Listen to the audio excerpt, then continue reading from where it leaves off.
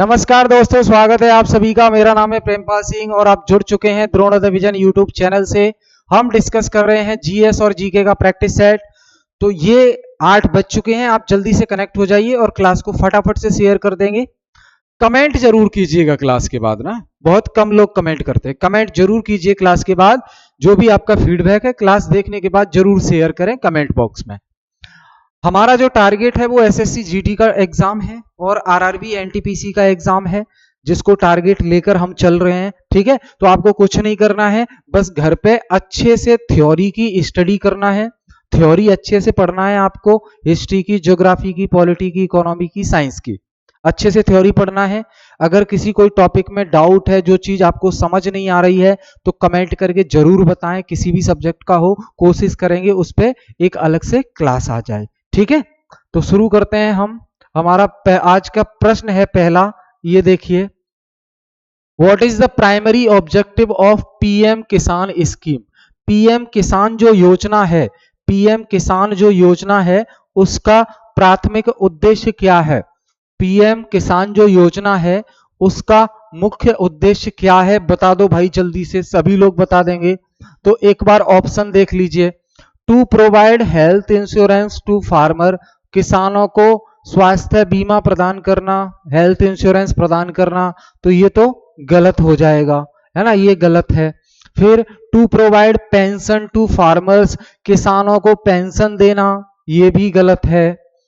फिर तीसरा है to provide minimum income support to farmer, किसानों को न्यूनतम आय सहायता प्रदान करना, किसानों को न्यूनतम आय सहायता प्रदान करना, ये पीएम किसान योजना का उद्देश्य है। तो कौन सा आंसर हो जाएगा? C answer is the correct answer. C answer is the correct answer. किसानों को न्यूनतम आय सहायता प्रदान करना। अब न्यूनतम आय सहायता क्या है वो एक बार देख लो। देखो, किसान को इस योजना के तहत किसान को टोटल 6,000 रुपए दिए जाते हैं। टोटल 6,000 रुपए साल के दिए जाते हैं, साल में 6,000 रुपए दिए जाते हैं। और ये आपके 3 किस्तों में दिए जाएंगे। ये 3 किस्तों में दिए जाएंगे, 2,000, फिर 2,000 और फिर 2,000।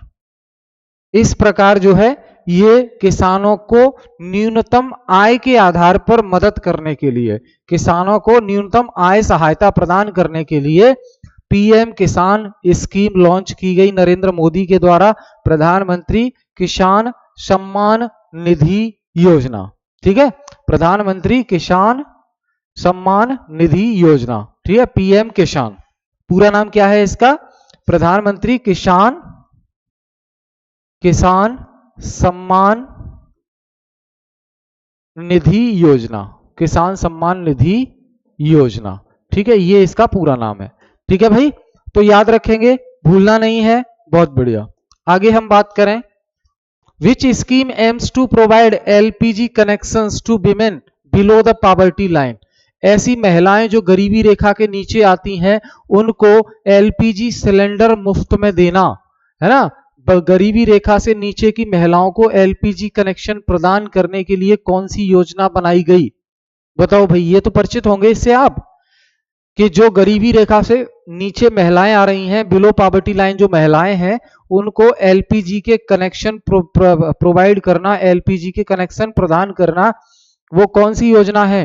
पीएम उज्ज्वला योजना, पीएम ग्रामीण आवास योजना, पीएम गरीब कल्याण योजना, या पीएम कृषि सिंचाई योजना। तो महिलाओं से संबंधित है तो कृषि सिंचाई तो वैसे ही नहीं होगा, ग्रामीण आवास भी वैसे नहीं होगा, दो तो एलिमिनेट हो गए, है ना। अब गैस कनेक्शन है उज्ज्वला, तो ये पीएम उज्ज्वला योजना है, प्रधानमंत्री उज्ज्वला स्कीम, जिसके तहत बिलो पॉवर्टी लाइन की जो महिलाएं हैं, गरीबी रेखा से नीचे जो महिलाएं आती हैं, उनको एलपीजी के कनेक्शन प्रदान करना, ये पीएम उज्ज्वला योजना का उद्देश्य है। ध्यान रखना। तो इससे जितनी महिलाएं हैं गरीबी रेखा के नीचे, उन सब तक एलपीजी कनेक्शन पहुंचेगा, एलपीजी कनेक्शन पहुंचेगा। और जो महिलाएं गांव में चूल्हे पर खाना पकाती थीं, खाना पकाती थी, है ना, तो वो परेशानी होती थी उसमें। तो अब उनके लिए ये परेशानी नहीं होगी, क्योंकि अब एलपीजी सिलेंडर उनके पास पहुंच जाएगा और वो आराम से बिना धुएं के, बिना आंखों में जाए धुएं के खाना बना सकती हैं, बिना परेशानी के खाना बना सकती हैं। ठीक है भाई, याद रखना है ये आपको। अगला प्रश्न देखिए, the MG NREGA scheme guarantees employment for how many days. MNREGA जो स्कीम है वो साल में कितने दिन के रोजगार की गारंटी देता है। तो आपको पता है कि एमजी नरेगा जो स्कीम है, एमजी नरेगा जो स्कीम है, ये ग्रामीण क्षेत्र में, ये क्यों आई, तो ग्रामीण क्षेत्र में लोगों को रोजगार सुनिश्चित करने के लिए, लोगों का रोजगार सुनिश्चित करने के लिए ये स्कीम आई, लोगों का रोजगार सुनिश्चित करने के लिए ये स्कीम शुरू की गई। ठीक है, अब कितने दिन का रोजगार, तो पूरे 365 दिन या 66 दिन में कम से कम 100 दिन का रोजगार उन्हें गारंटी से मिलेगा। 100 दिन का रोजगार उनको गारंटी से मिलेगा, इसमें कोई डाउट नहीं है। एमजी नरेगा स्कीम के तहत, अब MG NREGA scheme full form क्या है, तो महात्मा गांधी, फुल फॉर्म क्या है इसका, Mahatma Gandhi national rural employment guarantee act, ये इसका एमजी नरेगा का फुल फॉर्म है। शुरुआत में सिर्फ जो है नरेगा कहते थे इसको, है ना, फिर बाद में एमजी नरेगा कहने लगे। महात्मा गांधी जो नाम है वो बाद में जोड़ा गया है, ये ध्यान रखना है। तो आपको ये चीज दोस्त बिल्कुल याद रखनी है, जितनी भी केंद्र सरकार की स्कीम है, जितनी भी केंद्र सरकार की जो स्कीम है केंद्र सरकार की योजनाएं, वो योजना अच्छे से याद करके जाना है आपको। खासकर ध्यान रखना 2014 के बाद वाली, 2014 से अब तक जो योजनाएं हैं वो तो आपको कम से कम याद रखनी है, क्योंकि प्रेजेंट में एनडीए सरकार की गवर्नमेंट है। एनडीए सरकार 2014 में आई, 2014 से वो लगातार है। जितनी योजनाएं लॉन्च की हैं उन्होंने, जितनी योजनाएं शुरू की हैं, वो योजनाएं आपको कंठस्थ तरीके से याद होनी चाहिए, सवाल पूछे जाते हैं। ठीक है, एक तो ये योजना याद करनी है आपको, और दूसरी योजनाएं कौन सी याद करनी है, दूसरी योजनाएं याद करनी है जो पंचवर्षीय योजनाओं में, पंचवर्षीय योजना जो चली थी, पंचवर्षीय योजना, उनके अंदर जो स्कीम लॉन्च की गई थी सरकारों के द्वारा उनके अंदर जो स्कीम लॉन्च की गई थी सरकारों के द्वारा, वो योजनाएं आपको याद रखनी है। समझ रहे, जैसे कि जवाहर रोजगार योजना, है ना, और ये साक्षरता मिशन, तो ये सारी योजनाएं जो 5 ईयर प्लान्स के अंदर चलाई गई थी, वो भी योजना आपको याद रखनी है, सवाल इनमें से पूछे जाते हैं। ठीक, आगे देखिए, what is the focus area of Beti Bachao Beti Padhao.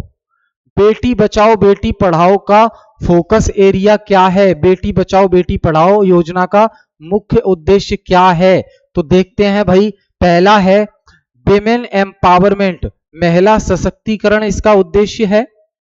दूसरा जेंडर इक्वेलिटी, लैंगिक समानता इसका उद्देश्य है बेटी बचाओ बेटी पढ़ाओ का।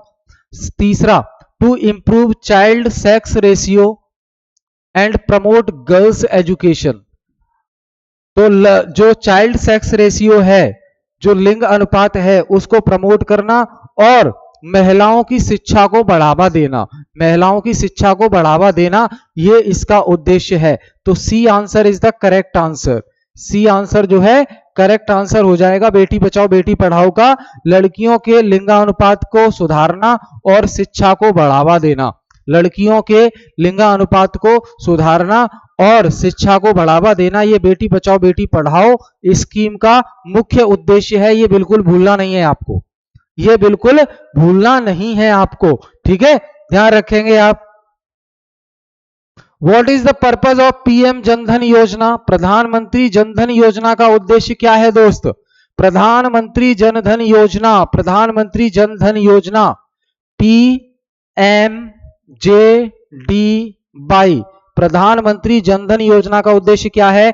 तो आपको अच्छे से पता है, प्रधानमंत्री जनधन योजना के तहत जीरो बैलेंस पे खाते खोले गए थे, बैंक अकाउंट खोले गए थे, सभी ने बैंक अकाउंट ओपन कराए, जिनके बैंक अकाउंट नहीं थे उनके बैंक अकाउंट हो गए, है ना। तो क्या हुआ, जो दूर दराज के लोग थे, जो बैंकिंग सिस्टम से जुड़े नहीं थे, उनको बैंकिंग सिस्टम में लाना, यानी कि फाइनेंशियल इंक्लूजन करना, वित्तीय समावेशन करना उनका, ये इसका उद्देश्य था प्रधानमंत्री जनधन योजना का, ठीक है। तो क्या याद रखेंगे आप?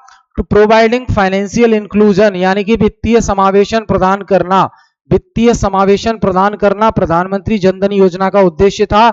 जो व्यक्ति जिनके पास बिल्कुल भी बैंकिंग सर्विसेज को एक्सेस नहीं कर पा रहे हैं, वो उनका भी बैंक अकाउंट ओपन किया गया, जीरो बैलेंस पे कोई पैसा नहीं लगेगा और बैंक अकाउंट ओपन कर दिया गया। उसके बाद से जितनी केंद्र सरकार की, राज्य सरकार की स्कीम आई, ऐसी स्कीम जिनके थ्रू व्यक्तियों को सब्सिडी दी जाएगी या मॉनेटरी बेनिफिट दिया जाएगा, या जैसे कि लाडली बहना योजना चल रही है मध्य प्रदेश में, है ना, और लाडली बेटी योजना चल रही है, और जैसे अभी केजरीवाल कह रहे हैं कि बहनों को 2100 रुपए दिए जाएंगे, 2100 रुपए महीना दिया जाएगा। तो ये सब पैसे कहां? जनधन अकाउंट जो खोले गए महिलाओं के पर्सनली, तो उनमें ट्रांसफर किए जाएंगे। तो इससे क्या हुआ, एक तो महिलाओं को डायरेक्ट बेनिफिट मिला, उसका जो मॉनेटरी बेनिफिट है वो डायरेक्ट ट्रांसफर किया गया उनके पास, और ये सब लोग बैंक से जुड़ गए, तो जो भी ट्रांजैक्शन होंगे वो एक नंबर में हो गए, यानी कि पूरा रिकॉर्ड आ गया उसका। तो ये ट्रांसपेरेंसी आई इसमें, समझ रहे हैं। तो प्रधानमंत्री जनधन योजना ये बहुत बड़ी योजना है। आपको सिर्फ लग रहा होगा कि जीरो बैलेंस पे खाते खुलवा दिए सबके, यही योजना है, नहीं, बड़ा लंबा सोचा है सरकार ने। पहले जीरो बैलेंस पे खाते खुलवाए, फिर सब्सिडी वगैरह जो भी मॉनेटरी बेनिफिट सरकार के द्वारा जनता को दिए जा रहे हैं, महिलाओं को दिए जा रहे हैं, वो उनके अकाउंट में डायरेक्ट ट्रांसफर किए गए। अब क्या हुआ, वो फिर महिलाएं लेन देन भी उसी से करने लगी, पैसे किसी से मंगाने उसी में डलवा रही हैं, पैसे ट्रांसफर करने उसी से ट्रांसफर कर रही हैं। फिर क्या हुआ, ये पूरा जो है पैसा ट्रांजैक्शन पूरा बैंकिंग के पास रिकॉर्ड हो गया। तो इससे एक ट्रांसपेरेंसी रही कि इतना डिजिटली एक्टिवेट हैं लोग इंडिया में, यूपीआई का इस्तेमाल करते हैं, डिजिटल करेंसी का इस्तेमाल करते हैं, डिजिटल पेमेंट करते हैं। तो ये क्या है, डिजिटलाइजेशन, डिजिटल इंडिया की तरफ हम बढ़ रहे हैं। डिजिटल इंडिया भी एक मिशन है भारत सरकार का, तो डिजिटल इंडिया की तरफ बढ़ रहे हैं हम, ठीक है, ध्यान रखेंगे आप। आगे देखें, द ऑब्जेक्टिव ऑफ प्रधानमंत्री फसल बीमा योजना। प्रधानमंत्री फसल बीमा योजना का उद्देश्य क्या है, तो देख लेते हैं भाई क्या है फसल बीमा योजना का उद्देश्य। तो provide crop insurance to farmer, किसानों को फसल बीमा प्रदान करना, सही बात है।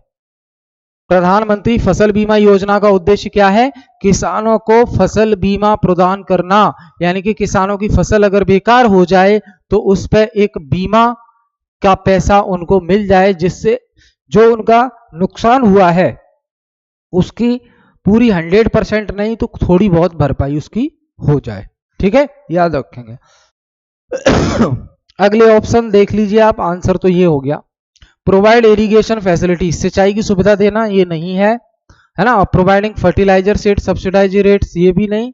और provide machinery for farming, farming के लिए मशीन प्रदान करना, नहीं, है ना। तो ध्यान रखेंगे, प्रोवाइड क्रॉप इंश्योरेंस, किसानों को फसल बीमा प्रदान करना। तो प्रधानमंत्री फसल बीमा योजना का मतलब ही समझ में आ रहा है कि फसल बीमा प्रदान करना, इसमें ज्यादा सोचना ही नहीं है आपको, ठीक है। आगे देखिए, रेगुलेटिंग एक्ट ऑफ 1773, 1773 का जो रेगुलेटिंग एक्ट है ये पास किया गया किसके लिए, to control affairs of which organization, किस ऑर्गेनाइजेशन के अफेयर्स को कंट्रोल करने के लिए रेगुलेटिंग एक्ट 1773 पास किया गया, बताओ। तो पहला है आपका ईस्ट इंडिया कंपनी के अफेयर को रेगुलेट करने के लिए रेगुलेटिंग एक्ट 1773 पास किया गया। सही बात है, बिल्कुल, है ना। तो ये Indian national Congress, British parliament, supreme court of India, ये कुछ नहीं है। ईस्ट इंडिया कंपनी के जो कामकाज हैं, ईस्ट इंडिया कंपनी जो कामकाज कर रही थी भारत में, उसको कंट्रोल करने के लिए, उसको रेगुलेट करने के लिए ब्रिटिश पार्लियामेंट में रेगुलेटिंग एक्ट 1773 पास किया गया, जिससे ईस्ट इंडिया कंपनी के अफेयर्स को रेगुलेट किया जा सके। ठीक है, याद रखेंगे। Who was the viceroy of India during partition of Bengal in 1905?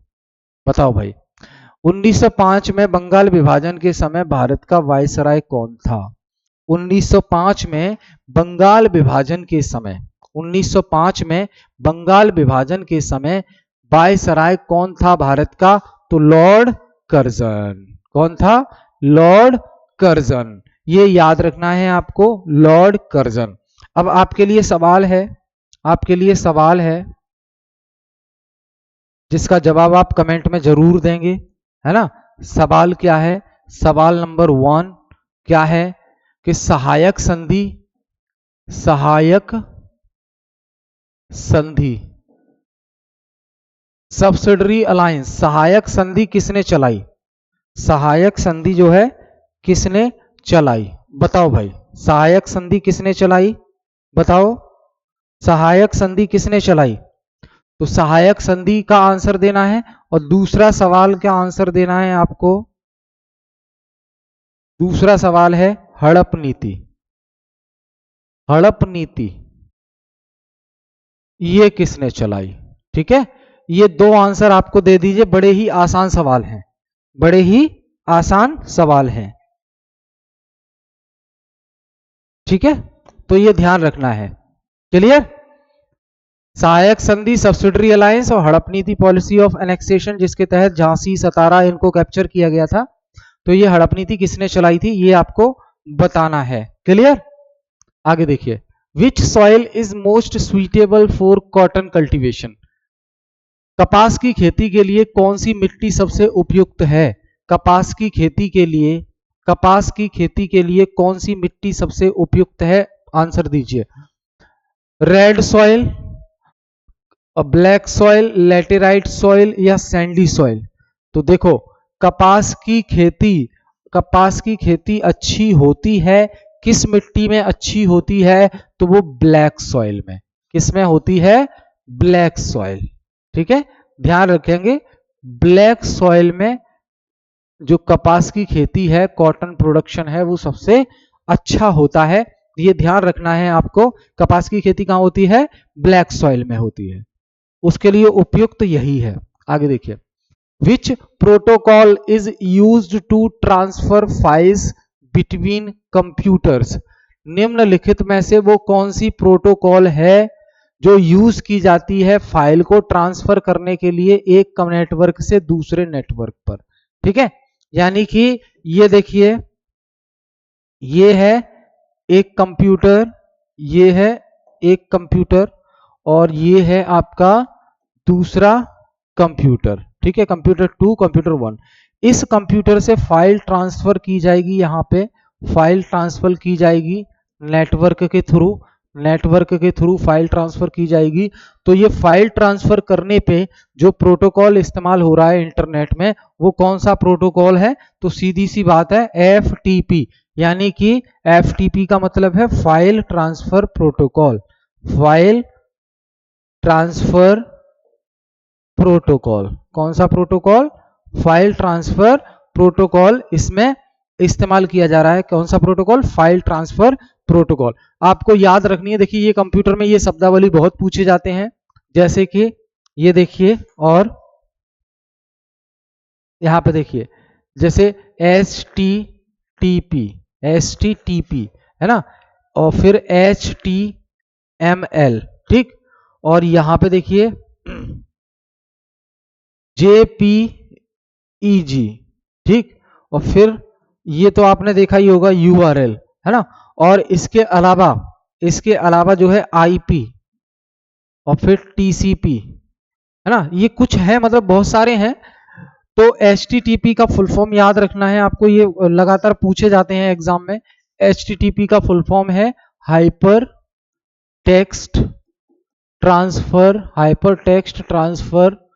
Protocol. क्या है? हाइपर टेक्स्ट ट्रांसफर प्रोटोकॉल, याद रखना है।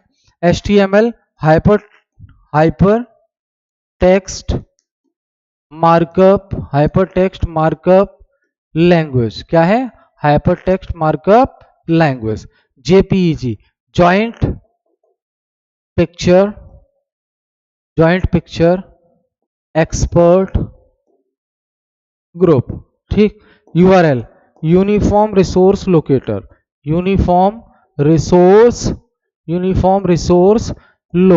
क्या? Uniform resource locator. TCP IP, तो TCP का हो जाएगा ट्रांसफर कंट्रोल प्रोटोकॉल और IP का हो जाएगा इंटरनेट प्रोटोकॉल। क्या होगा दोस्त? Internet protocol. ठीक है, याद रखेंगे। ये पूछे जाते हैं, ये एग्जाम में पूछे जाते हैं, तो बिल्कुल भी आप इनको इग्नोर नहीं कर सकते, बिल्कुल भी आप इनको इग्नोर नहीं कर सकते। बताओ, आई बात समझ में? क्लियर है? जल्दी से बताएं, क्लियर है?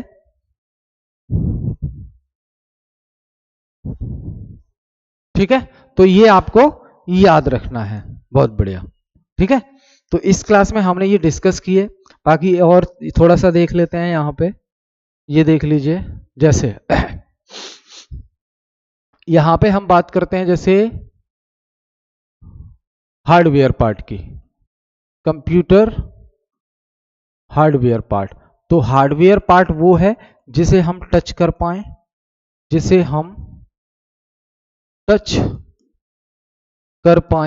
है ना, वो हार्डवेयर पार्ट है। किसका हार्डवेयर पार्ट? कंप्यूटर का। कंप्यूटर का हार्डवेयर पार्ट वो है जिसे हम टच कर पाए। क्लियर है? बहुत बढ़िया। अब यहां पे देखिए, अब इस हार्डवेयर पार्ट में इनपुट डिवाइसेस भी आ जाएंगी आपकी, इनपुट डिवाइसेस भी आ जाएंगी, आउटपुट डिवाइसेस भी आ जाएंगी, है ना। और इसके अलावा मेमोरी डिवाइसेस भी आ जाएंगी, है ना। ठीक, तो ये सब, इन सब को तो हम टच कर सकते हैं ना, तो ये सब जो है क्या कहलाएंगे? हार्डवेयर कहलाएंगे। इनपुट में जैसे आपको पता है कीबोर्ड आ जाता है, इनपुट में आपको पता है कीबोर्ड आता है, माउस आता है ना, माउस आता है। इसके अलावा इनपुट में क्या आएगा? इसके अलावा इनपुट में OMR आता है, ऑप्टिकल मार्क रीडर, है ना। MICR आता है, magnetic ink character reader. OCR आता है, ऑप्टिकल करेक्टर रीडर। समझ रहे हैं? तो ये आ जाएगा। आउटपुट डिवाइस में आ जाएंगे आपके मॉनिटर आ जाता है ना, प्लॉटर आ जाता है, ठीक। और उसके बाद स्पीकर आ जाता है, स्पीकर, ये भी आउटपुट में आएगा। मेमोरी यूनिट की हम बात करें तो मेमोरी यूनिट में रैम आ जाएगा, रोम आ जाएगा, है ना। और फिर रैम का SRAM बन जाता है, DRAM बन जाता है ना। और रोम का भी आगे PROM बन जाता है, PROM, फिर EPROM बन जाता है ना। EEPROM आ जाता है, तो ये तो प्राइमरी मेमोरी हो गई। सेकेंडरी मेमोरी में आपका HDD हार्ड डिस्क ड्राइव आ जाएगा, HDD हार्ड डिस्क ड्राइव, है ना। पेन ड्राइव आ जाएगा, ठीक है। मैग्नेटिक टैप आ जाएगा, CD आ जाएगा, कंपैक्ट डिस्क, DVD आ जाएगा, डिजिटल वर्सेटाइल डिस्क। तो ये सब क्या है? ये है दोस्त, ये सारी चीजें पूछी जाती हैं आपके जो जहां कंप्यूटर सेक्शन आता है। एक दो क्वेश्चन मैं इसलिए इंक्लूड करता हूं इस सेशन में, जिससे कंप्यूटर का भी थोड़ा सा नॉलेज आपको हो जाए, थोड़ा से अवेयर आप हो जाएं कि जब कभी जीके वाले सेक्शन में कंप्यूटर के क्वेश्चंस डाल देते हैं वो, तो वो आपसे मिस ना हो, उनको आप अटेम्प्ट कर लें। ठीक है, याद रहेगा। तो ये हमने डिस्कस किया आज की क्लास में, फिर मिलते हैं नेक्स्ट क्लास में। Thank you.